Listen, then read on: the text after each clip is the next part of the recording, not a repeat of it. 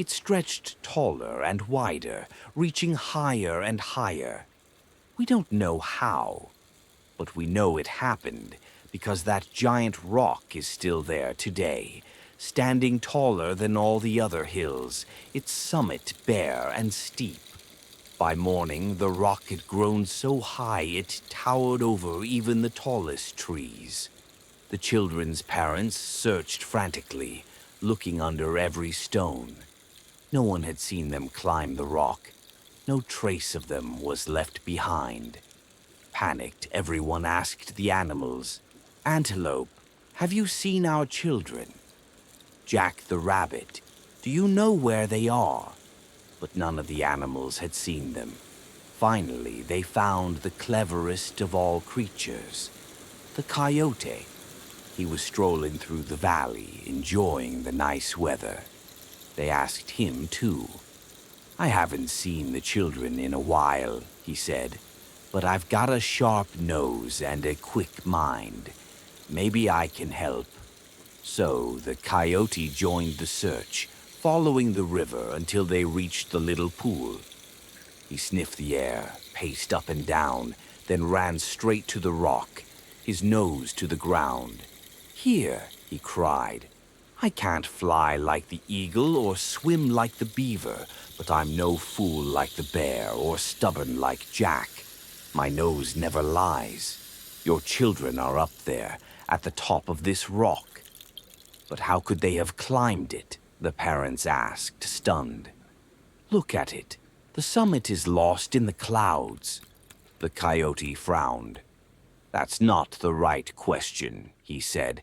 "Everyone asks that first, but we need to ask this.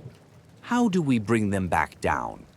They called all the animals and began to discuss what to do. "I could climb it if I could wrap my arms around it," said the bear. "It's just too big." "I could get them if this were a deep hole," said the fox, "not a rock. I'd reach right in and pull them out." "If this thing were underwater," said the beaver, "I'd swim to the top in no time." But talking didn't solve anything. At last they decided to try jumping. They lined up to do their best. First came the mouse. She gathered all her strength and jumped, but barely made it a hand's width. The squirrel tried and did only slightly better. Then came Jack the rabbit. He stretched, then leaped like never before, so high he nearly broke his back. Still, it wasn't enough. The antelope ran and jumped with all his might. He didn't get far, but at least he landed softly. Last came the mountain lion. He stepped back, ran forward, and leapt, the highest jump of all. But even that was nothing compared to the towering rock.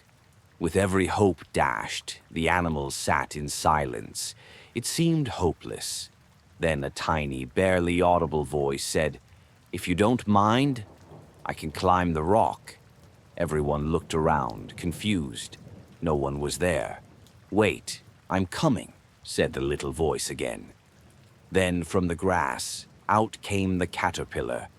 Poor thing. It moved by arching its back, then dragging its tail forward slowly. "Look at this," said the mountain lion. He always said that when offended. "How dare you? I, the great lion, couldn't manage this, and you, a tiny worm, think you can." "This is just ridiculous," said Jack the rabbit. "I've never seen such pride in something so small." They argued for a while, but finally agreed to let the little creature try. After all, they had nothing else to do but wait. So the caterpillar began its slow climb. Soon it had passed where Jack had reached with his jump. Then it reached the height of the lion's leap. Eventually, it vanished from view. For a whole month, without rest or pause, the caterpillar climbed. And at last, it reached the top. It gently woke the boy and girl, who were stunned to find themselves among the clouds. Then, leading them carefully, it brought them back down along a narrow path it had discovered while climbing. And so, through patience and determination, the tiny helpless caterpillar succeeded where the bear and lion had failed. All this happened long ago. Today there are no more lions or bears in the valley. Hardly anyone remembers them, but everyone still remembers the caterpillar, because the giant rock still stands, and the native people gave it a name in the caterpillar's honor. They called it Tu-tok-a-nu-la, a big name for such a small creature. But when you remember its courage and the great thing it accomplished, the name doesn't feel too big at all.